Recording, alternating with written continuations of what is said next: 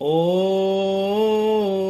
भूर्भुवः स्वाहा तत्सवितुर्वरेण्यं भर्गो देवस्य धीमहि धियो यो नः प्रचोदयात्।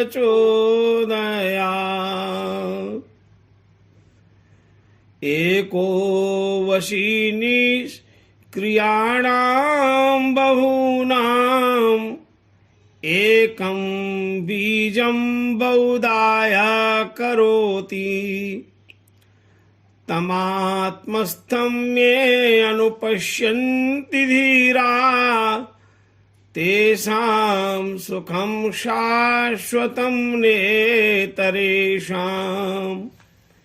तेषां सुखं शाश्वतं नेतरेषाम्।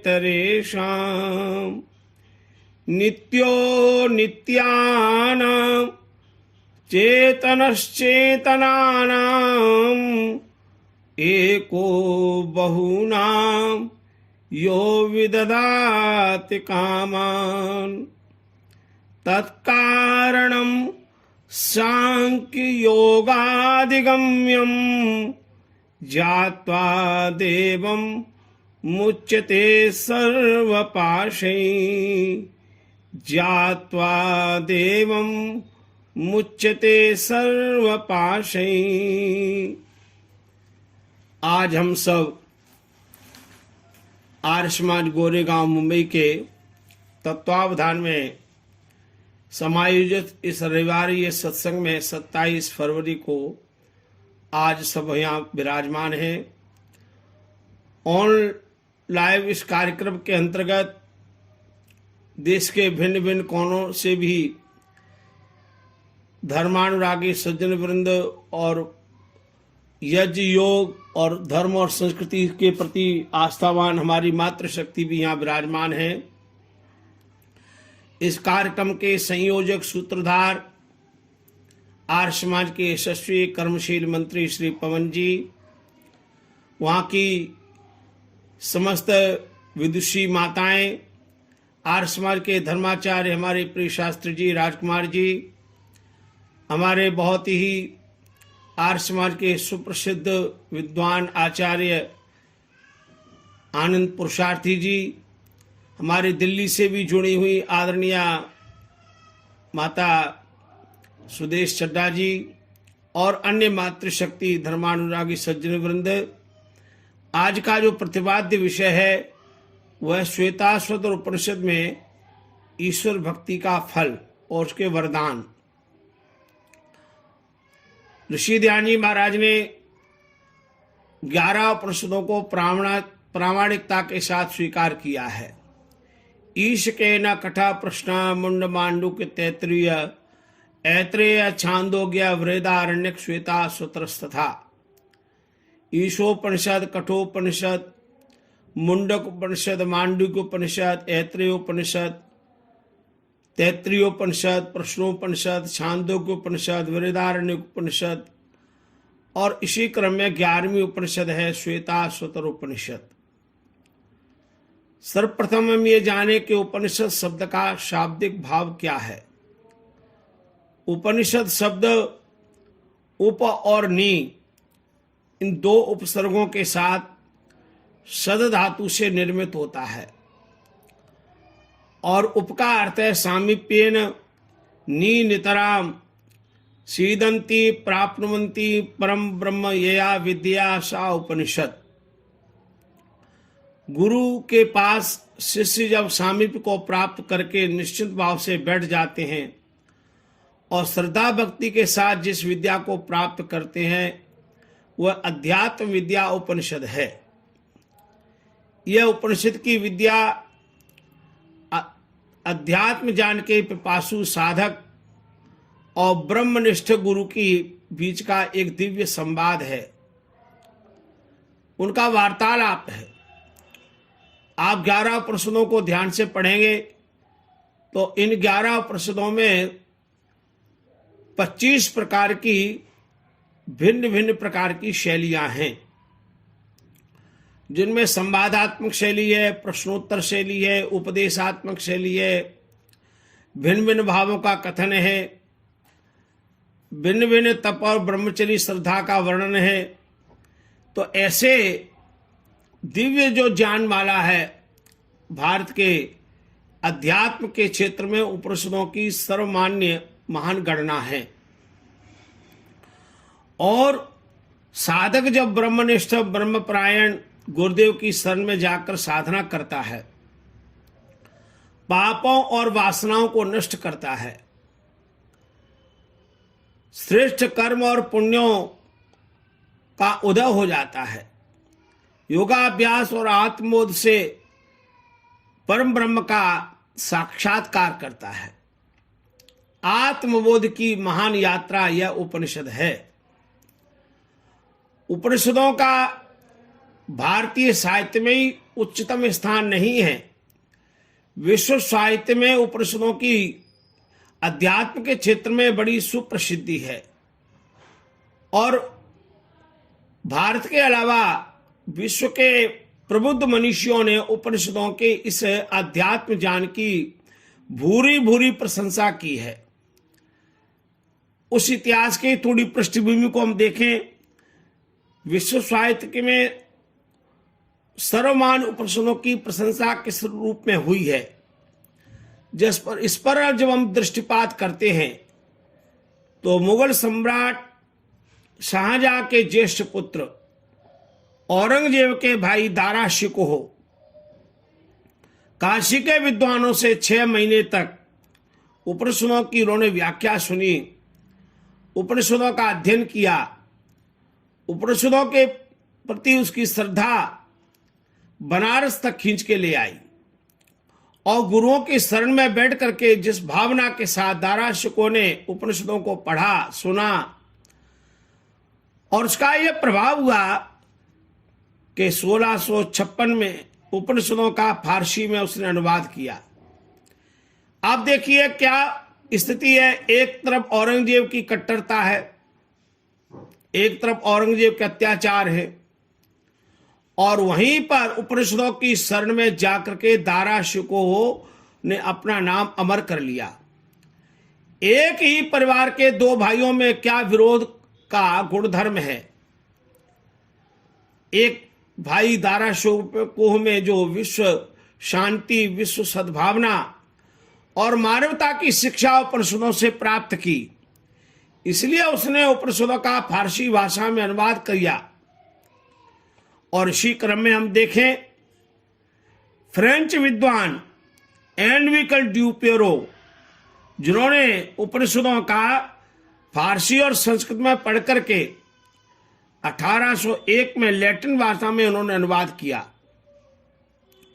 और इसी संबंध में हमें जो अन्य विद्वानों के जो लेख प्राप्त होते हैं, उनमें भारतीय विद्वानों में राजा राममोहन राय ने 1816 से लेकर के 1819, और एक विदेशी विद्वान ई रोवर जिन्होंने 1898, और एक उनके जीवन में ऋषि ध्यान के कुछ कालखंड में 1848 में ऋषि ध्यान जी महाराज ने संन्यास की दीक्षा ली थी। तो स्वामी दयानंद जी जिस वर्ष में संन्यास ग्रहण कर रहे थे, उसी समय ई रोवर नाम का एक विद्वान, और उसने इस उपनिषदों पर अपना अध्ययन प्रारंभ किया। और मैक्स मूलर ने 1879 से लेकर 1884 तक उपनिषदों का अंग्रेजी में अनुवाद किया। जर्मन भाषा के अंतर्गत जर्मनी के एक विद्वान एम मिशल, उन्होंने 1882 में, और ओ बेहट लिंक नाम के एक विद्वान ने 1889 में, और सी पॉल ड्यूसन नाम के एक विद्वान ने 1877 में उपनिषदों का जर्मन भाषा में अनुवाद किया। जब इसी क्षेत्र को हम देखते हैं तो प्रोफेसर मैक्स मूलर ने एक बात कही थी कि उपनिषदों में मुझे मानवीय भावना, अपने उच्चतम शिखर पर पहुंची हुई मालूम होती है।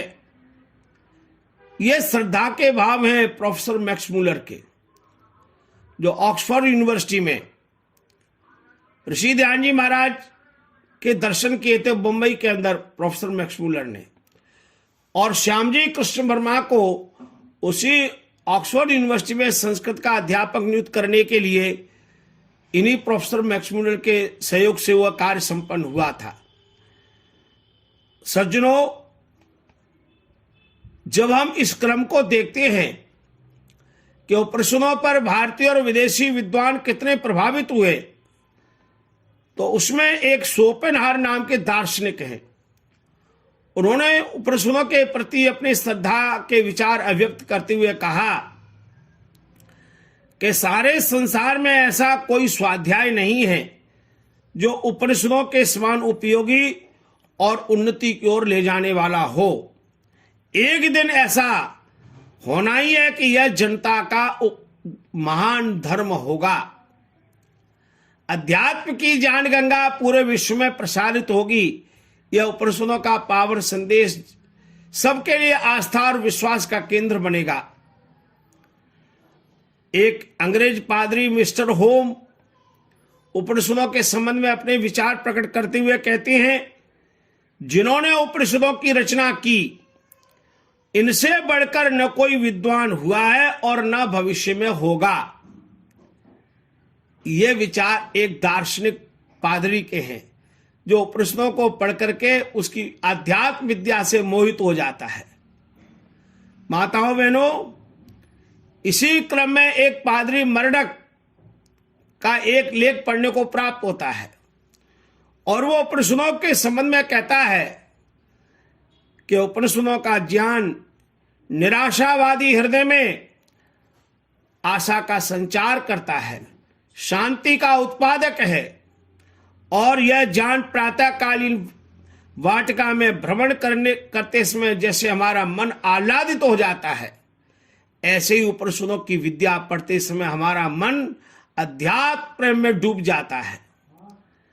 विश्व कवि रविन्द्रनाथ टैगोर, जिन्होंने बाल्यावस्था में अपने घर में ऋषि ध्यान जी महाराज के दर्शन किए थे, इनके पूज्य पिता महर्षि देवेंद्रनाथ ठाकुर के घर में 1872 में जब ऋषि ध्यान जी महाराज का कोलकाता आगमन हुआ था, तब ऋषि ध्यान जी महाराज ने रविन्द्रनाथ टैगोर के सिर पर हाथ रखा, गायत्री मंत्र का उपदेश किया। वही रविन्द्रनाथ टैगोर उपनिषदों के संबंध में कहते हैं कि भारत का ब्रह्म ज्ञान समस्त पृथ्वी का धर्म ज्ञान बनने वाला है, और इसी उपनिषदों के संबंध में हमारे देश के महान मनीषियों का जब हम इतिहास पढ़ते हैं, उसके क्रमबद्ध रूप को देखते हैं, तो उसी में राजगोपालाचार्य ने एक बहुत बड़ी बात कही। राजगोपालाचार्य कहते हैं, उपनिषद हमारे ऐसे धर्म ग्रंथ हैं जिनमें अध्यात्म जिज्ञासा के विषय में संसार के सब धर्म ग्रंथों की अपेक्षा अधिक वैज्ञानिक भावना परिलक्षित होती है। और इसके साथ साथ आर्य समाज के क्षेत्र में हम देखें तो आर्य समाज के क्षेत्र के अंतर्गत पंडित तुलसीराम, पंडित राजाराम, पंडित भीमसेन शर्मा, स्वामी सत्यानंद, डॉक्टर सत्यव्रत सिद्धांतालंकार और डॉक्टर भवानीलाल भारतीय, डॉक्टर सोमदेव जी आदि आदि कितने कितने विद्वानों ने उपनिषदों पर अपने विचार और पुस्तकें ग्रंथ लिखे हैं।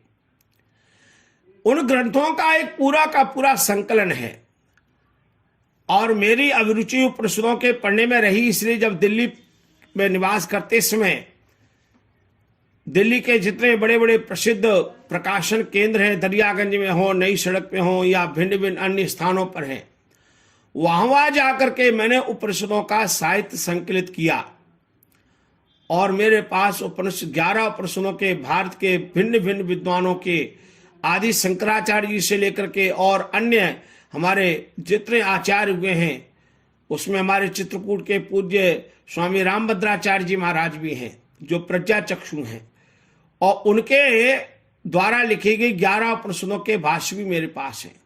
उसके साथ साथ हमारे सनातनी परंपरा के अन्य जितने भारतीय विद्वान हैं, जो बनारस में हैं, अपने भिन्न भिन्न स्थानों पर हैं, उन आचार्यों ने जो उपनिषदों पर अपने विचार लिखे हैं, उनका संकलन भी मैंने अपनी लाइब्रेरी में किया है।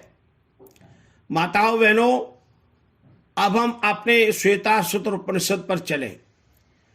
इस उपनिषद का नाम श्वेता सूत्र उपनिषद क्यों है और श्वेता सूत्र शब्द का क्या अर्थ है?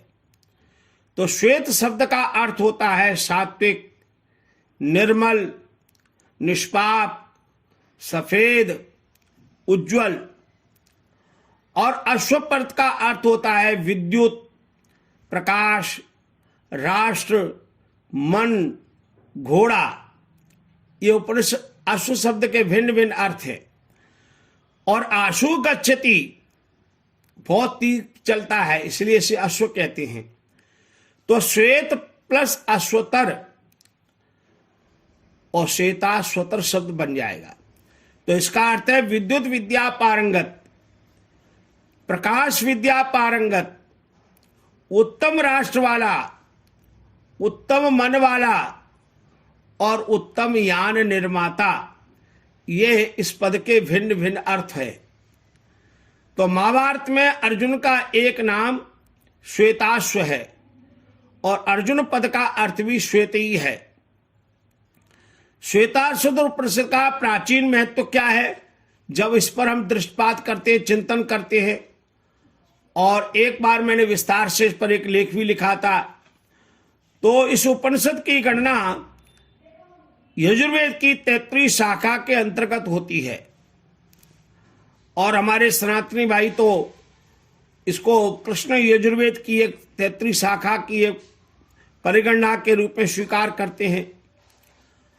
सज्जनों, माताओं, बहनों, कहा जाता है कि महर्षि वैशंपायन की शिष्य परंपरा में महाभारत के समय एक श्वेताश्वतर नाम के ऋषि हुए थे। उन्होंने ही श्वेताश्वतर नामक वेद की शाखा की प्रवर्तना भी की थी। महर्षि श्वेताश्वतर के सब अनुयायी श्वेताश्वतर नाम से प्रसिद्ध हुए, और इस उपनिषद को श्वेताश्वतराणाम मंत्रोपनिषद भी कहा जाता है। इसमें वेद मंत्रों का पूर्ण प्रयोग, अर्ध प्रयोग, वाक्यांश और उसके अर्थवाद की प्रधानता है। महर्षि देवदयानंद सरस्वती जी ने भी अपने ग्रंथों में जिस उपनिषद के सर्वाधिक प्रमाण प्रस्तुत किए हैं, वह उपनिषद भी श्वेताश्वतर उपनिषद है। ऋषि दयानंद जी महाराज को अपने जीवन काल में यह श्वेताश्वतर उपनिषद बहुत ही प्रिय थी, पठनीय थी। माताओं बहनों, इस उपनिषद को जब आप पढ़ेंगे, इसका स्वाध्याय आप करेंगे, तो इसमें 6 अध्याय हैं। इसमें अध्यात्म ज्ञान गंगा का प्रवाह सरल, सरस, सहज और सुबोध है।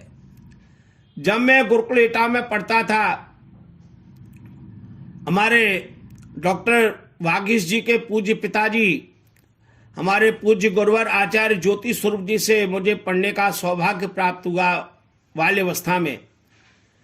तो मैं छोटा विद्यार्थी था, गुरुकुल में एटा में पढ़ते समय एक संस्मरण है, उसमें गुरुकुल कांगड़ी विश्वविद्यालय के एक बहुत बड़े विद्वान सन्यासी स्वामी ब्रह्मोद जी सरस्वती महाराज वहां पर आए थे, और वो उसमें श्वेताश्वतर उपनिषद पर कुछ कार्य कर रहे थे, और उसकी भूमिका भी लाल बहादुर शास्त्री जी, और एक लाल बहादुर शास्त्री जी का पत्र भी स्वामी जी महाराज ने, ब्रह्ममुनि जी महाराज ने मुझे दिखाया था। बाल्यावस्था में स्वामी ब्रह्ममुनि जी की सेवा करने का जो अवसर मिला, और उसमें बाल मन पर एक उपनिषदों का संस्कार जागृत हो गया। मेरे पूज्य पिताजी ने भी उपनिषदों का अध्ययन किया, उनके कारण से भी मुझे अपने घर से उपनिषदों के संस्कार मिले, और स्वामी ब्रह्ममुनि जी का आशीर्वाद एक बाल्यावस्था में मुझे मिला। तो जैसे जैसे मैं बड़ा होता गया वैसे वैसे मैंने उपनिषदों का अध्ययन किया और 11 उपनिषदों को अनेक बार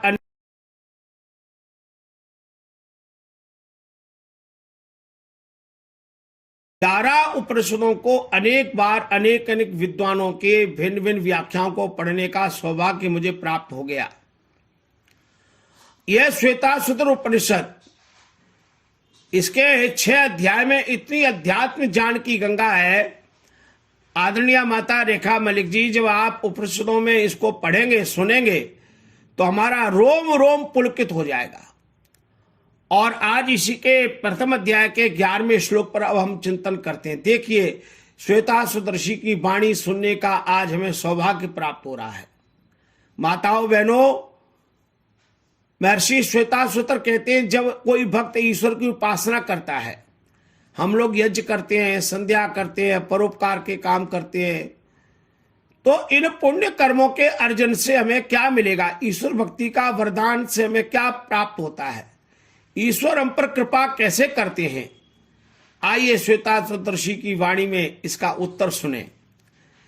श्वेतासूत्र ऋषि कहते हैं, जात्वा देवम सर्व पापापहानि क्षीणै क्लेशै जन्म मृत्युपहानि तस्या व्यदाना तृतीयं देय वेदे सर्वम ऐश्वर्यम केवलम आप्त कामः।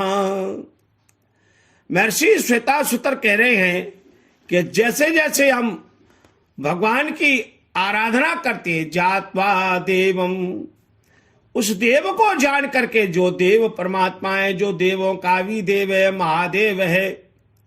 अब 1 मार्च को अभी शिवरात्रि आने वाली है और हमारे सनातनी भाई जिस महादेव की पूजा करते हैं, है ना, ऋषि ध्यान जी महाराज को 1838 में इसी शिवरात्रि पर एक बोध हो गया। अब उसकी चर्चा फिर कभी विस्तार से सुनाएंगे।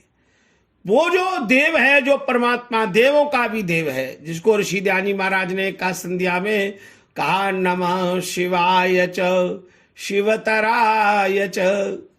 जो परमात्मा शिवाय है, कल्याण करने वाला है, शिवतराय परम कल्याणकारी है, उसको मेरा नमन है।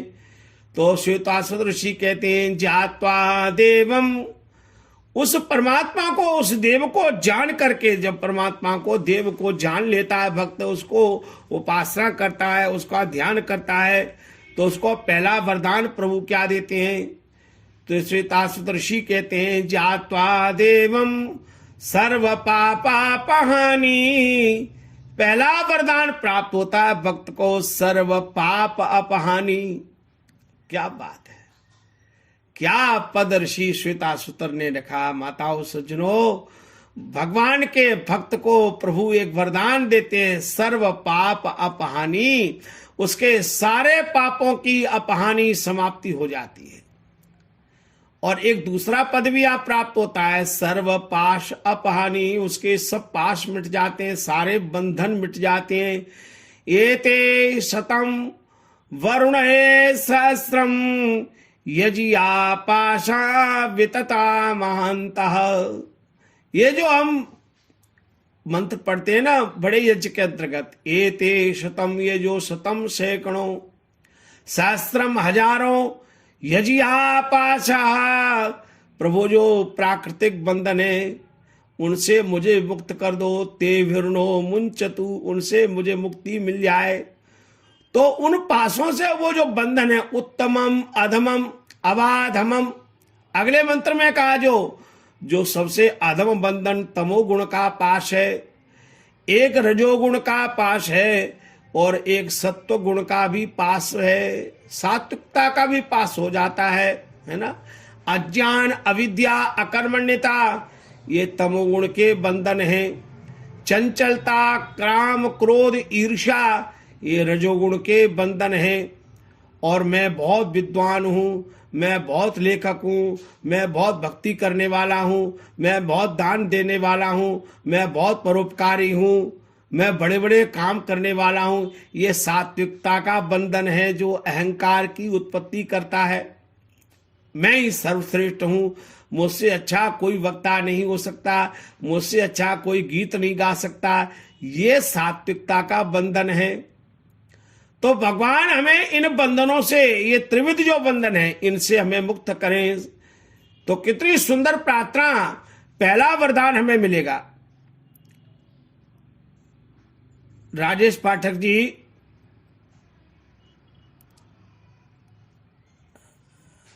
आइए बंद कर लीजिए माइक, माइक माइक जरा बंद करिए अपना।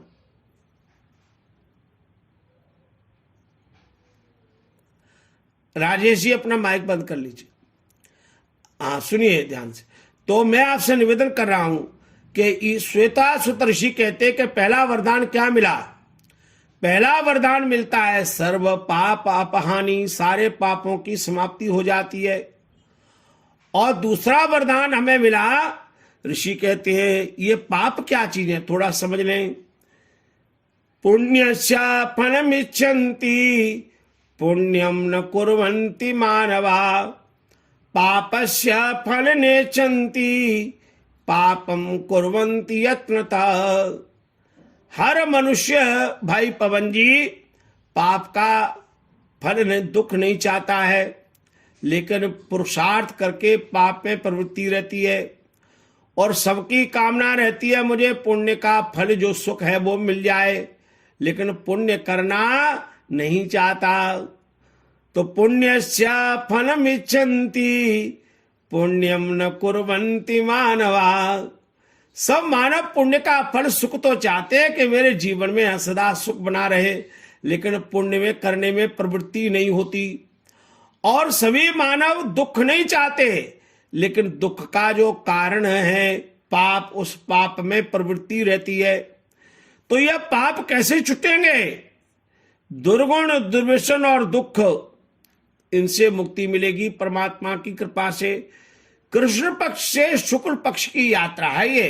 कृष्ण पक्ष का जो अंधकार है अब शुक्ल पक्ष का प्रवेश हो जाता है। और शुक्ल पक्ष में जब व्यक्ति चलेगा तो धीरे धीरे जैसे चंद्रमा का प्रकाश बढ़ता है, ऐसे अध्यात्म का प्रकाश बढ़ने लगता है। इसलिए मेरी प्रार्थना है आपके पास, आपके घरों में 11 उपनिषद हैं, तो पढ़िए, स्वाध्याय कीजिए, डूब जाइए, श्वेतासुत ऋषि के इस उपदेश को पढ़िए। और ये शुक्ल पक्ष की यात्रा है। जीवन में एक दिन अष्टमी आ जाएगी, एकादशी आएगी, एक दिन पूर्ण रूप से पूर्णमासी आ जाएगी। तब आप पूर्णमासी के दिन गाना पूर्णमदः पूर्णमिदं पूर्णात् पूर्णमुदच्यते पूर्णस्य पूर्णमादाय पूर्णमेवावशिष्यते। ये पूर्ण ब्रह्म परमात्मा की जय जयकार है। क्या आनंद आ गया, क्या आनंद है, परमात्मा की कृपा है। इसलिए प्रार्थना कर रहे हैं कि ये जो आप जीवन में हम सब लोग कुविचार से सद्विचार की ओर, कुसंस्कारों से संस्कारों की ओर, और कुमति से सुमति की ओर, कुपरिणाम से सुपरिणामों की ओर, और कुकर्मों से सुकर्मों की ओर, और जीवन में कुसंगति से सुसंगति की ओर यात्रा प्रारंभ करना चाहते हैं तो उपनिषदों की शरण में आ जाओ। इसीलिए ऋषि कहते हैं ज्ञात्वा देवं सर्व पापापहानि, उस परमात्मा को जान करके सब पाप छूट जाते हैं। अब आप प्रश्न करेंगे क्या ये श्वेतासुत ऋषि कहती है बात सत्य है, किसी के पाप छूटे तो हम दूर ही नहीं जाएंगे। कल हमारे गुरुवर देव दयानंद जी महाराज का जन्मदिन था, और हम ये कह सकते हैं ऋषि दयानंद जी महाराज को तो पापों ने स्पर्श भी नहीं किया। क्या बात है, यह है ईश्वर भक्ति की साधना का फल। ऋषि दयानंद जी महाराज को यमुना नदी के किनारे गुरु ब्रजानंद जी के पास पढ़ते समय कुछ पापियों ने एक महिला को भेजा, है ना। साधारण सन्यासी होता तो मन विचलित हो जाता। वो माँ के क्या कह रही थी, मुझे आप जैसी संतान चाहिए। तो धन्य है ऋषि दयानंद जी महाराज क्या कहते हैं, माँ तुम मेरी माँ हो, मैं तुम्हारा पुत्र हूं। क्या बात है, क्या आनंद है। वो माँ फूट फूट करके रोने लगी, स्वामी जी महाराज मुझे तो विधर्मियों ने भेजा था, मुझे पापियों ने आपके पास भेज दिया, लेकिन मैं नहीं जानता था ऋषि दयानंद जी महाराज का ये पुण्यात्मा है। सर्व पापापहानि, अब समझ गए ना कि भगवान की भक्ति से पाप कैसे धुल जाते हैं, कैसे। इसलिए ऋषि ध्यान जी महाराज ने संध्या में अघमर्षण मंत्र लेके अघों का, अगमाने पापों का मर्षण कर दो। ये घटना आती है अमरकंटक में। ऋषि ध्यान जी महाराज नर्मदा नदी के अमरकंटक में निवास किया। हमारे भाई होशंगाबाद के रहने वाले आचार्य आनंद पुरुषार्थी जी उसी नर्मदा नदी के किनारे रहते हैं। तो वहां ऋषि के जीवन में आता, वहां भी एक ऐसी घटना आई कि कुछ लोगों ने बड़े षड्यंत्र के साथ एक नारी को भेज दिया। स्वामी जी महाराज की कुटिया में जब वो पहुंची तो माताओं बहनों ऋषि ध्यान जी ने इतनी जोर से ओम का नाद किया, ओम, तो सारे आश्रम के लोग दौड़ करके आ गए। और स्वामी जी ने कहा, मेरी बिना आज जाके यहां मेरी कुटिया के पास ये क्यों आ गई? ये है इसलिए ऋषि ध्यान जी महाराज ने पापों को पास आने नहीं दिया। एक घटना मैं और सुनाऊंगा आपको। ऋषि ध्यान जी महाराज अपने जीवन काल में अपनी जीवन की अंतिम यात्रा का पड़ाव था जोधपुर में। 1883 में जब ऋषि ध्यान जी महाराज जोधपुर में पहुंचे तो वहां के सरदार फैजुल्ला खां का एक निवास स्थान था, वहां स्वामी जी महाराज को ठहराया गया था। और उसके भवन की पहली मंजिल पर एक कमरा था जहां स्वामी जी महाराज रहते थे। वहां एक सीढ़ियां थी ऊपर जाने को। तो स्वामी जी ने नियम बनाया था कि शाम को जो 4 बजे सत्संग होगा तभी सज्जन माताएं अपने पतियों के साथ आएंगी सत्संग में। कोई भी माता अकेले ऋषि ध्यान से मिलने नहीं आएगी। लेकिन एक दिन दोपहर के समय कुछ माताएं आ गईं, और जो माता आई तो उन्होंने पहरेदार को स्वामी जी ने मना किया था। पहरेदार ने भी मना किया, स्वामी जी ने मना किया आप नहीं जा सकती। लेकिन उन्होंने विनय किए, बहुत ज्यादा प्रार्थना की, तो पहरेदार ने उन माताओं की प्रार्थना को स्वीकार करते हुए उनको जाने दिया। माताओं जैसे ही वो माताएं उस पहली सीढ़ी पर चढ़ी, चढ़ते हुए और जहां सीढ़ियां खत्म हुई वहीं स्वामी दयानंद का कमरा था। स्वामी दयानंद जी दोपहर का भोजन करके विश्राम के लिए थोड़ा लेटे थे, और स्वामी जी महाराज की करवट जैसे ही बदली तो उनकी दृष्टि दरबार पर गई तो क्या देखा, माताएं खड़ी हैं। और स्वामी जी महाराज तुरंत एक साथ बैठकर और उतनी जोर से ओम की ध्वनि की, ओम। तो स्वामी दयानंद के जितने साथी थे ना, जो उनके ग्रंथों के लेखक थे, शिष्य थे, सब दौड़ करके आ गए, क्या बात हो गई। और स्वामी दयानंद जी महाराज ने उन माताओं को वहां से बड़ी प्रार्थना पूर्वक विदा किया। और फिर देखिए क्या किया स्वामी जी ने, शाम को ही राजा जोधपुर के राजा जसवंत सिंह को बुलाया और कहा इन पहरेदारों को मेरे ड्यूटी से हटाओ, इन्होंने इतनी बड़ी भूल क्यों की। स्वामी जी ने उसी दिन उन पहरेदारों को अपनी ड्यूटी से हटवा दिया और ये कहा आपने ये इतनी बड़ी भूल क्यों की, इन माताओं को मेरी बिना आज्ञा के अंदर क्यों आने दिया। यह है भगवान की भक्ति की चर्चा।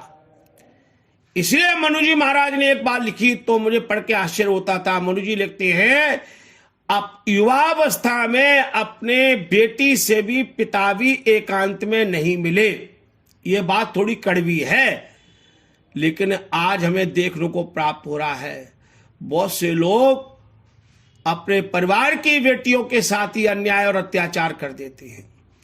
तो ये बात याद रखिए, दुनिया में आज कितने पापी लोग जेल में चले गए हैं, उनकी कहानी आप जानते हैं। आप उसको कहने की आवश्यकता नहीं है, लेकिन आप समझ लीजिए, हम लोग इस बात को जान लें कि भगवान की भक्ति का पहला वरदान है पाप की वृत्ति छूट जाए। यदि आपके हमारे मन में पाप की वासना अभी भी है तो समझ लीजिए हम भगवान की भक्ति का वरदान की पहली सीढ़ी पर हम चढ़े ही नहीं है। जिस दिन हमारे मन के अंदर से पाप की वृत्ति दूर हट जाए तो समझ लेना हमने भगवान की भक्ति की पहली सीढ़ी पर पैर रख दिए। अब दूसरा वरदान क्या है, तो ऋषि कहते हैं, जात्वा देवं सर्व पापापहानि क्षीणै क्लेशै जन्म मृत्यु पहानि। दूसरा वरदान मिलता है क्षीणै क्लेशै। अब क्लेश 5 का नाम है, ये सारे क्लेश मिट जाते हैं, सारे 5 क्लेश हैं, अविद्या, अस्मिता, राग, द्वेष, अविनिवेश, पंचक क्लेशाः। महर्षि पतंजलि योग दर्शन में कह रहे हैं भगवान की भक्ति से क्या वरदान मिलेगा? 5 क्लेश मिट जाएंगे, अविद्या मिट जाएगी। अभी अविद्या क्या है? अनित्य को नित्य समझना, अशुचि को शुचि समझना, और दुख को ही सुख समझ लेना, अनात्मा को आत्मा समझ लेना, ही अविद्या कहलाती है। तो ये अविद्या मिट जाती है। और क्या मिट जाता है? अस्मिता। अस्मिता कैसे कहते हैं? दृग दर्शन शक्तियों एकात्मता एवं अस्मिता। महर्षि पतंजलि योग दर्शन में कह रहे हैं दूसरे अध्याय के 6ठे सूत्र में कहते हैं दृक् शक्ति दृष्टा आत्मा है जो चेतन तत्व है, और जो दर्शन शक्ति है देखने का साधन बुद्धि तत्व, जड़ प्राकृतिक तथा प्रकृति के कार्य, इन दोनों की एक रूपता जैसी प्रतीति होना ही अस्मिता नामक क्लेश है। इनको एक समझ लेना ही अस्मिता है। अविद्या और अस्मिता में भेद यह है, बुद्धि देह को चेतन आत्मा समझना अविद्या है, और मैं शांत हूं, मैं घोर मूढ़ हूं, आवधि बुद्धि धर्मों को अपने में आरोपित कर लेना ही अस्मिता कहलाती है। तो अविद्या कारण है और अस्मिता उसका कार्य है। अब तीसरा राग। भगवान की भक्ति से राग मिट जाता है। श्वेता सूत्र ऋषि कहते हैं राग का अर्थ क्या है?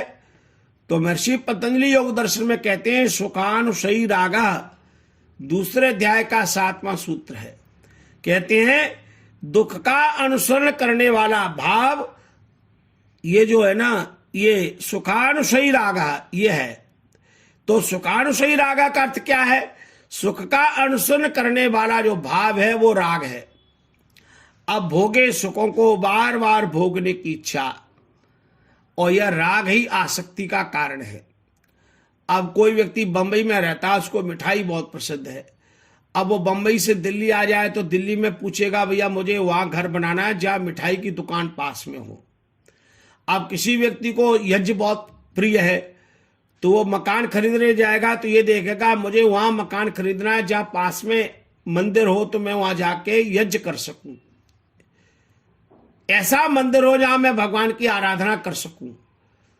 तो जिसका जैसा जैसा भोग है अपने भोग के अनुसार वैसा वैसा स्थान चुन लेता है। पापी व्यक्ति पाप का स्थान चुनता है और पुण्यात्मा पुण्य का स्थान चुन लेता है। और इसलिए बहुत से धार्मिक सज्जन वृंद अब ऐसे ऐसे स्थानों पर जा रहे हैं जहां शांत प्रिय वातावरण, आध्यात्मिक वातावरण हो। तो ये राग है। और एक प्रवृत्ति है द्वेष, दुखानुशयी द्वेषः। यह योग दर्शन के दूसरे अध्याय का 8वां सूत्र है। महर्षि पतंजलि कहते हैं दुख का अनुसरण करने वाला भाव द्वेष है, और यह द्वेष नामक क्लेश ये भोगों की प्राप्ति में प्रतिकूल बाधाओं को नष्ट करने की भावना ये जागृत हो जाती है। और द्वेष नामक क्लेश यही क्रोधाग्नि है। ये द्वेष बड़ा गहन है। द्वेष जब आ जाता है ना तो फिर वो भाव मिटता नहीं है। आनंद स्वामी जी ने अपने जीवन की गाथा में लिखा है कि वो लाहौर से एक बार चले और फिर साधना करने के लिए आए तो रात्रि को गायत्री जप करने बैठे तपोवन आश्रम में। तो एक व्यक्ति लाहौर में रहते थे, वो किसी कारण से द्वेष था, तो वो जब गायत्री जप करने बैठे तो वो व्यक्ति बार बार उनके स्मरण में आ जाता। तो आनंद स्वामी जी तो 1 महीने के लिए कैसे घर से निकले थे। अब उन्होंने बिस्तर बांधा, वापस वो लिखते मैं लाहौर आ गया। घर वालों को बड़ा आश्चर्य हो गया, क्यों आ गए? तो वो लिखते हैं मैंने घर पे बिस्तर रखा और सबसे पहले लाहौर में उस व्यक्ति के घर गया जो मुझे बार बार मेरे चित्त में आ रहा था, और उससे जाकर मैं गले मिला और कहा भाई मेरे अंदर से निकलो। उस आदमी ने कहा क्या कह रहे हैं? हाँ मैं सच कहता हूं, तो मेरे अंदर से निकल जाओ, क्योंकि मेरा तुमसे द्वेष है ना, तो मेरे को मन में बार बार तुम्हारी याद आती है। क्या बात है। घृणा देश या अभिमान से मानवों के हृदय पट रहे तू, सिए जा, घृणा द्वेष अभिमान से मानवों के, हृदय पट रहे तू, सिए जा। तो महर्षि श्वेताश्वतर कहते हैं भगवान की भक्ति का ये वरदान है। अविद्या मिटेगी, राग मिटेगा, द्वेष मिटेगा, और पांचवा क्लेश है अभिनिवेश। अभिनिवेश का अर्थ क्या है? अभिनिवेश के विषय में कहा गया स्वरसवाही विदुषोपि तथा रूढ़ा अभिनिवेश। ये अपने संस्कारों के वशीभूत नैसर्ग रूप से प्रभावित होने वाला मृत्यु का जो भय है, ये मृत्यु का भय विद्वानों और मूर्खों में एक समान रहता है। ये रहने वाला जो भाव है ये अभिनिवेश कहलाता है। ये मृत्यु का भय, मैं मर जाऊंगा, ये अभिनिवेश जो है ये भी मिट जाता है भगवान की कृपा से। तो पांचों चीजें मिट गई, 5 ये और 1 पाप मिट गए, 6 वरदान मिल गए। अब अगला वरदान क्या है? जन्म मृत्यु पहानी। श्वेताश्वतर ऋषि कहते हैं भगवान की कृपा से जन्म और मृत्यु भी समाप्त हो जाती है। हाँ, ये बार बार जन्म लेना, बार बार मरना, ये बंधन ही है, सबसे बड़ा बंधन है। तो जन्म जिसमें किसी शरीर के साथ संयुक्त होके जीव कर्म करता है उसको जन्म कहते हैं। जीवात्मा और शरीर का परमात्मा के कृपा से जो संयोग होता है वही जीव क्रिया करता है, तो ये जन्म भी मिट जाता है। अब ये 7वां वरदान हो गया। और 8वां वरदान क्या मिलता है कि मृत्यु भी समाप्त हो जाती है। क्या आनंद है। अंतिम बार मृत्यु होती है, फिर तो वो मुक्ति में चला जाता है। तो मृत्यु किसे कहते हैं? शरीर, जिस शरीर को प्राप्त होकर जीव क्रिया करता है, उस शरीर और जीव का किसी काल में जो वियोग हो जाना है वो मृत्यु कहलाती है। ये मृत्यु जात से ही ध्रुवो मृत्यु, ध्रुवम जन्मामृतस्य तस्मात् अपरिहार्यार्थे न तुम सोचतु मर्षि। भगवत गीता 2 अध्याय है ना, पढ़िए इसको। ये 27वां श्लोक है संभवतः। तो भगवान ने कहा जात से ध्रुव मृत्यु, जो पैदा हुआ उसकी मृत्यु निश्चित है और मरने वाले का फिर जन्म भी निश्चित है। लेकिन यहाँ भगवान की कृपा वरदान प्राप्त हो जाए तो ये अंतिम मृत्यु होती है। ऋषि ध्यान जी की ये मृत्यु तो हुई, लेकिन वो मृत्यु उस शरीर के लिए अंतिम हो गई। ऐसी दिव्य आत्माएं भगवान की मुक्ति काल में विचरण करती हैं। यत्र देवा अमृतम आनसाना तृतीय धामन अधीरयंत। यत्र देवा, जहाँ देवलोग अमृतम आनसाना, अमृत को प्राप्त होके, मुक्ति को प्राप्त होके, अधीरयंत, भगवान के मुक्ति आनंद में स्वेच्छा पूर्वक विचरण करते। क्या आनंद ही आनंद है। तो ये जो आनंद मिल गया, श्वेताश्वतर ऋषि कहते हैं और क्या वरदान मिलता है? तो ऋषि कहते हैं अगला वरदान है 8वां वरदान, तस्या विदाना तृतीयम देय वेदे। कहते हैं ईश्वर के ध्यान से जागृत स्वप्न सुषुप्ति के बाद समाधि की उच्चतम अवस्था प्राप्त हो जाती है। वो व्यक्ति समाधि में ज्यादा रहता है। हाँ, ईश्वर भक्त समाधि में रहता है। ऋषि ध्यान जी महाराज 14 घंटे की समाधि लगा लेते थे 1864 में, 1864 में। ऐसी वर्णन आता है उनके जीवन में, है ना। अब बताओ, जो 24 घंटे की समाधि में बैठता हो तो फिर बाकी तो उसका कल्याण होना ही होना है। उसे तो भगवान का साक्षात होना ही होना है, उसे तो प्रभु का प्रसाद प्राप्त होना ही होना है। अब हम लोग नहीं लगाते 10 मिनट की भी समाधि, है ना। समाधि का अर्थ क्या है? जो लगाएगा समाधि उसकी मिट जाएंगी आधि और व्याधि। व्याधि माने शरीर के रोग मिट जाएंगे और आधि माने मानसिक रोग मिट जाएंगे। तो लगा लो जीवन में समाधि और इसी जीवन में मिटा लो आधि और व्याधि। नहीं लगाओगे समाधि तो बनी रहेगी आधि और व्याधि, है ना। मुख से ओम का नाम लो, मन विषयों से थाम लो, हाथों से है काम लो, कहीं शुभ कर्मों में दान करो। मेहंदी में रंग घृता दूध में, ऐसे ओम समाया है, ऐसे ओम समाया है। करके यतन मिलता है रतन, जिनको जातिन पाया है, जिनको जातिन पाया है। मिलने के लिए योग है, पारवादक यह भोग है, जहां भोग वहां रोग है, प्राप्त वेद से ज्ञान करो। क्या आनंद है। आओ ऐसे भजन गाया करो योग प्राप्त करने के। तो महर्षि श्वेता सुतर कहते हैं, तस्या विदाना तृतीयम देय वेदे। ये जो समाधि है उसका विषय में महर्षि पतंजलि योग दर्शन में कहते हैं, तत्र प्रत्यय एकतानत्या ध्यानम। जिस देश स्थान में चित्त को बांधा, उस लक्ष्य में प्रत्यय ज्ञान वृत्ति की एक तानता, एकाग्रता बनी रहना ही ध्यान कहलाता है। और समाधि किसे कहते हैं? तो महर्षि पतंजलि कहते हैं, तदेव अर्थमात्रम निर्वासम स्वरूप शून्यम इव समाधि। ये तदैव वह ध्यान ही अर्थमात्र निर्वासम, जब उसमें केवल अर्थ भासता है, स्वरूप शून्यम इव, स्वरूप से ध्यान की प्रतीति से शून्य सा रहता है, तब वह समाधि है। ध्यान में ध्याता, ध्येय और ध्यान तीनों की प्रतीति होती है, और जब ध्याता और ध्यान दोनों ध्येय में भाषित होने लगे तो समाधि होती है। क्या बात है।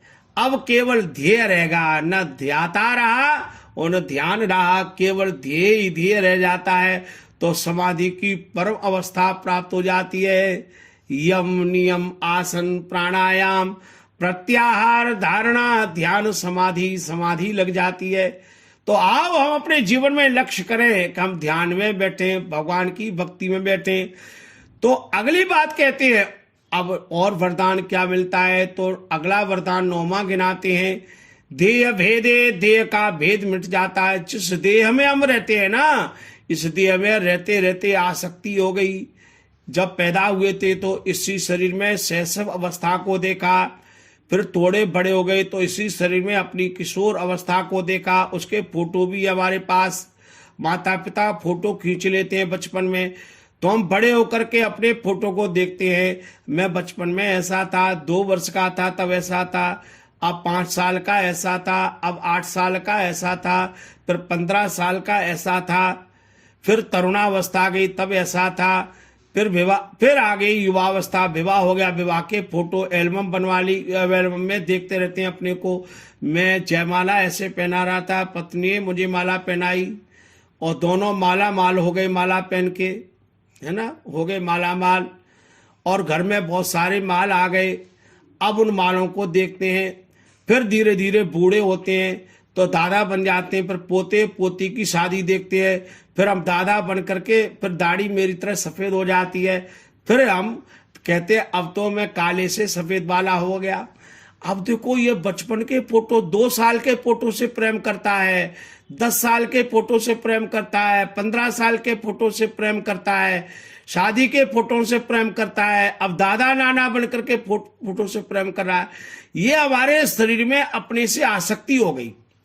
अब इस शरीर को छोड़ना नहीं चाहता, सोचता है कि और परदादा बन जाऊं। अब इस घर से मैं जाऊं नहीं। मैंने बड़ी मेहनत से बंबई में फ्लैट खरीदा था, गोरे गांव में। ये फ्लैट तो मैंने बड़ी मेहनत से कमाया, इतना सारा पैसा कमा लिया। अब ये घर मेरा फ्लैट जाए नहीं, ये मैंने घर ग्वालियर में बना लिया, तो ग्वालियर का घर नहीं छूटे। हमारी सुदेश चड्डा जी ने बड़ी मेहनत से जनकपुरी में घर बनाया, अब ये घर क्यों जाए? न घर जाए न मैं जाऊं। अब ये आसक्ति मिटेगी कैसे? इसी आसक्ति को मिटाने के लिए श्वेता सुतर्षि कहते हैं, देह वेदे, इस देह और देही का भेद जानो। देखो बचपन का शरीर छूट गया, तुम रोए नहीं, रोया क्या कोई, बोलो? फिर किशोरावस्था का शरीर छूट गया, तुम रोए नहीं। युवावस्था का शरीर छूट गया, तुम रोए नहीं। तो वृद्धावस्था का शरीर भी छूटेगा तो रोना नहीं। घर में सबको कहना कोई नहीं रोएगा, है ना? क्यों रोए भाई? अब बचपन का छूटा था तो क्या घर वाले रोए थे क्या? हाय मेरे बचपन का बच्चा बड़ा हो गया, अब रोए सब घर वाले। युवावस्था का शरीर बूढ़ा हो गया तो क्या घर वाले रोए क्या? नहीं रोए ना। तो अब बूढ़े के बाद शरीर छूट रहा है तो क्यों रो रहे हो? तो सबको कहना रोना नहीं है, क्या करना है?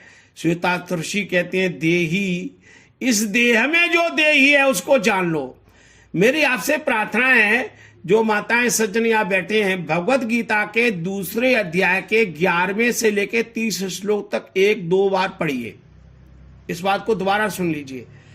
भगवत गीता के दूसरे अध्याय के 11वें श्लोक से 30 श्लोक तक यदि आपने 3-4 बार पढ़ लिए तो ये दृढ़ मान के चलिए आपके अंदर से मृत्यु का भय निकल जाएगा।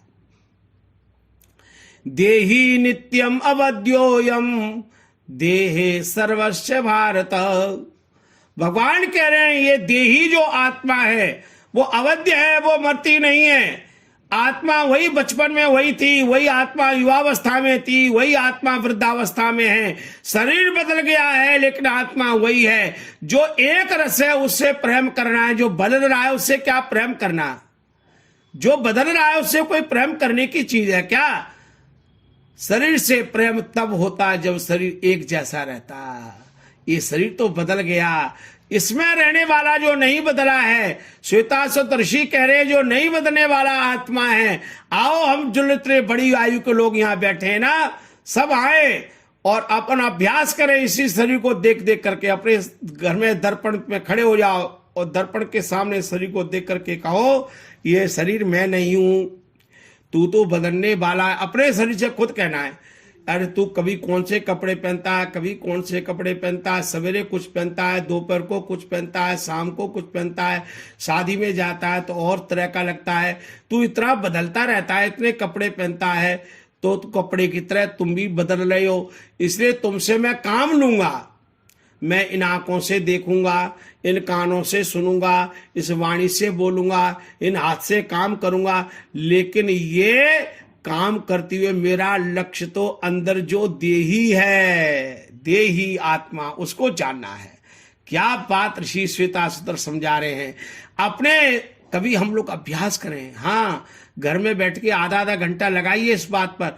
अपने शरीर की आसक्ति को धीरे धीरे मिटाइए। हाँ, आसक्ति नहीं मिटाई तो ये दुख का कारण बन जाएगा। हाँ, यही हमारी पुनर्जन्म का कारण बनेगा, यही आसक्ति। तो आसक्ति को धीरे धीरे मिटाने का अभ्यास करें, जो बड़ी आयु के लोग हैं, है ना, धीरे धीरे मिटाइए। और इसी को कहते हैं देह भेदे। फिर क्या मिल जाता है? तो श्वेता ऋषि कहते हैं अब तो और बड़ा 11वां वरदान मिल गया, विश्वैश्वर्यम। जो भगवान की भक्ति करते हैं, भगवान का नाम क्या है माताओं? ईश्वर।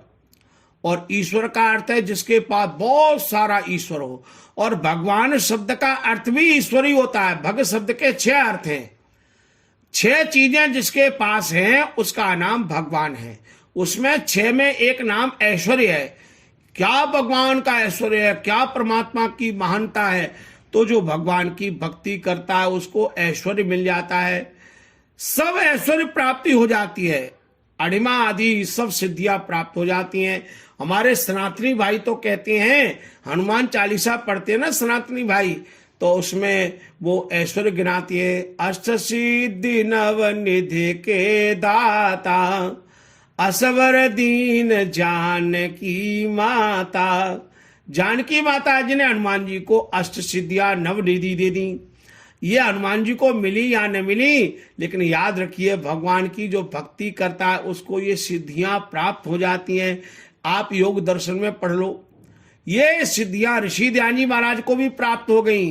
तो भगवान की भक्ति करने से सर्वम ऐश्वर्यम, भगवान का ऐश्वर्य मिल जाता है, भगवान की कृपा वरदान प्राप्त हो जाता है। ये ऐश्वर्य जब प्राप्त हो जाएगा, आप कल्पना कर लो। अच्छा, ऋषि ध्यान जी महाराज मूल शंकर ही बन के टंकारा में रहते, कल्पना करो, वो शुद्ध शुद्ध चंद्र नहीं बनते, स्वामी दयानंद नहीं बनते। तो आज स्वामी दयानंद के टंकारा में उनके घर को कोई जानता क्या? अच्छा, स्वामी दयानंद के साथ और भी लोग जो पैदा हुए 1824 में टंकारा में, और भी तो बच्चे पैदा हुए होंगे ना उसमें टंकारा में। अब सुदेश महन जी बताइए, 1824 में टंकारा में जो और बच्चे पैदा हुए, क्या भारत का कोई व्यक्ति उन बच्चों को जानता है क्या? उनके माता पिता के नाम जानता है क्या? जानता है कोई? कोई नहीं जानता। अच्छा, और छोड़ो, आप कभी टंकारा में किसी घर में जाओ और टंकारा में जाके पूछो, अजी आपके घर में 1824 में कोई बच्चा पैदा हुआ था, उसका नाम बताएंगे तो उस घर में जो लोग रह रहे होंगे वो कहेंगे हुआ होगा जी कोई, हमें क्या पता कौन हुआ। लेकिन स्वामी दयानंद का नाम सब जानते हैं, 1824 में पैदा हुए। स्वामी दयानंद की माताजी का नाम जानते हैं अमृतबाई, पिताजी का नाम जानते हैं करशन तिवारी। टंकारा की भूमि को जाके नमन करते हैं। मुझे एक बार किसी ने कहा था, स्वामी दयानंद जी जिन खड़ांगों को पहनते थे वो खड़ांगू ऋषि उद्यान अजमेर में रखी हैं। और प्रोफेसर रतन सिंह जी ने एक बार मुझे कहा कि आनंद स्वामी जी जब ऋषि उद्यान में गए, ऋषि दयानंद की खड़ांगों को उठाया और अपने सिर पर रख लिया आनंद स्वामी जी ने, और कहा मेरे गुरु ऋषि दयानंद जी इन खड़ांगों को पहनते थे, इन खड़ांगों को मैं सिर पर रख कर रोने लगे, आंखों से आंसू गिरने लगे आनंद स्वामी जी के। ये खड़ांगू वो है जो मेरे गुरु ऋषि दयानंद की हैं, इनको मैंने सिर पर रख लिया है। क्या भक्ति है, क्या प्रेम था। यह सर्वम ऐश्वर्यम। आज ऋषि दयानंद की जय जयकार पूरी दुनिया में हो रही है। बंबई में हो रही है, दिल्ली में हो रही है, ग्वालियर में हो रही है, भारत के सब नगरों में हो रही है, सारी अमेरिका में हो रही है, कनाडा में हो रही है, मॉरिशस में हो रही है, जर्मनी जापान में हो रही है। सारी मानवता में ऋषि दयानंद की जय जयकार हो रही है, भक्तों की जय जयकार होती है। क्यों? भगवान अपना ऐश्वर्य उनको दे देते हैं। सर्वम ऐश्वर्यम। अब देखो, कल्पना करो, सारी दुनिया में उनका ऐश्वर्य हो जाता है ना। क्या परमात्मा की कृपा है। सर्वम ऐश्वर्यम। और अगला वरदान है, वो वरदान कहते केवला। भगवान का भक्त श्वेताश्वत ऋषि कहते हैं केवला। केवला का अर्थ क्या? केवली, असंग, निर्द्वंद और एकांत प्रिय, आत्माराम, विधेय, जीवन मुक्त, प्रकृति से परे, आत्मरति, आत्म तृप्ति, आत्म संतुष्टि वाला हो जाता है। यस्तु आत्मरतिरेवा आत्म तृप्तश्च मानवा आत्मन्नेव संतुष्टा तस्य कार्यम न विद्यते। ये तीन शब्द हैं, आत्मरति, आत्म तृप्ति, आत्म संतुष्टि। अब इनकी व्याख्या तो पवन जी मैं जब बंबई आऊंगा ना तब आपको सुनाऊंगा। आत्मरति क्या होती है अभी सब सुना दूंगा ना, तो फिर तो आप बंबई मुझे क्यों बुलाएंगे। तो कुछ खजाना अपने पास रख लेता हूं, ठीक है ना। तो बंबई जब आप बुलाएंगे तो फिर आपको ये खजाना की पिटारी खोलेंगे। तो ये है केवला, केवल अकेले में कैसे आनंद लेना है। और अंतिम वरदान श्वेताश्वत ऋषि कहते हैं आप्त कामा। क्या बात है। भगवान का भक्त, भगवान पूर्ण काम है, सार कोई उनमें है ही नहीं। भगवान तो स्वयं सदा सर्वदा पूर्ण काम है। और भगवान अपने भक्तों को जो उनकी उपासना करते हैं ना, उनको श्वेताश्वत ऋषि कहते हैं, वो भगवान के भक्त आप्त काम हो जाते हैं। पूर्ण मनोरथ। आप्त काम का अर्थ है माताओं पूर्ण मनोरथ। आप्त काम का अर्थ है सफल मनोरथ। और आप्त काम का अर्थ है कामना मुक्त हो गए, अब कोई कामना नहीं रहती। आपूर्यमाणम अचला प्रतिष्ठम समुद्रमापा प्रविशन्ति यद्वत् तद्वत् कामा यम प्रविशन्ति सर्वे शांति माप्नोति न काम कामी। कोई काम कामी व्यक्ति शांति प्राप्त नहीं करता। शांति तो भगवान के भक्त को मिलती है। तो आज हमने श्वेताश्वत ऋषि की इस वाणी को सुना, जो उन्होंने महाभारत के समय इस ग्रंथ की, इस उपनिषद की रचना हुई, श्वेताश्वत उपनिषद। तो ये उपनिषद में आज हमने श्वेतात ऋषि के इन 12 उपदेशों को सुना, 12 वरदान मिल जाते हैं भगवान की भक्ति करने से, भगवान की कृपा से, भगवान की उपासना से। इसलिए आओ भगवान की उपासना करें, भगवान के ध्यान में बैठें, और प्रातः काल की वेला में जब आप ध्यान में बैठे तो भगवान की शरण में चले, प्रार्थना करें, गीत गाएं, बैठ जाएं प्रातः काल की वेला में। और ये गीत सबको याद होगा, याद नहीं है तो याद करिए, गुनगुनाइए। शरण प्रभु की आओ रे, यही समय है प्यारे, आओ प्रभु गुण गाओ रे।